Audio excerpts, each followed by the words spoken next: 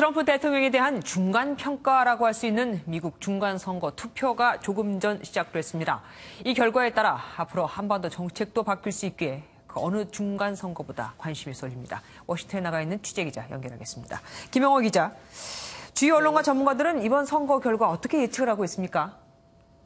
네, 우리 시각으로 조금 전인 저녁 7시 미 동부 버먼트주를 시작으로 미 전역에서 투표가 시작됐습니다. 이곳 시각으로는 현재 새벽 5시 30분을 조금 넘긴 터라 아직 투표장에 유권자들의 모습은 보이지 않고 있습니다. 이번 중간선거는 하원 435석 전체와 상원 35석 그리고 주지사 36명을 새로 뽑는 선거입니다. 현재 공화당이 상하원을 모두 장악하고 있는데 하원은 민주당이, 상원은 공화당이 다수당이 될 것이라는 전망이 우세합니다. CNN 여론조사에서는 투표 의사를 밝힌 응답자의 55%가 민주당 후보를 찍겠다고 답했습니다. 앞서 실시된 월스트리트저널과 MBC의 여론조사에서는 민주당이 50%의 지지를 받아 공화당과 7%포인트의 격차를 보이기도 했습니다.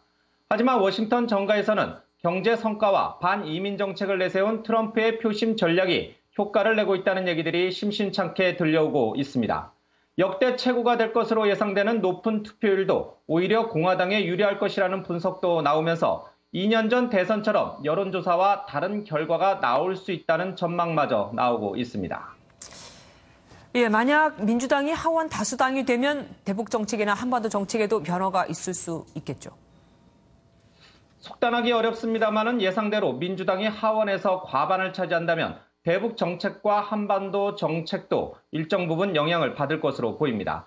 물론 외교는 대통령의 고유 권한이어서 하원을 야당인 민주당이 장악한다고 해서 대외 기조를 쥐고 흔들 수는 없습니다. 또 처음부터 대북 문제를 대화로 풀어야 한다는 게 민주당 입장이었기 때문에 큰 틀이 바뀔 가능성은 작아 보입니다. 다만 민주당은 트럼프 대통령이 정치적 쇼잉 차원에서 대북 문제를 다루고 있는 것으로 보고 있어 선거 후 의회 보고와 청문회 실시 요구 등으로 북핵 협상의 속도를 늦출 가능성이 있습니다. 문제는 트럼프 대통령의 의중입니다. 중간선거에 패하면 2020년 재선을 위해 북한 문제를 정치적 지렛대로 활용할 가능성이 있습니다. 당장 오는 8일 뉴욕에서 예정된 미북 고위급 회담과 내년 2차 북미회담 역시 선거 결과에 영향을 받을 것으로 보입니다. 아울러 문재인 정부의 운전자 역할론과 무역 등 대미 외교 정책에도 일정 부분 영향을 줄 것으로 보입니다. 지금까지 워싱턴에서 MBN 뉴스 김영호입니다.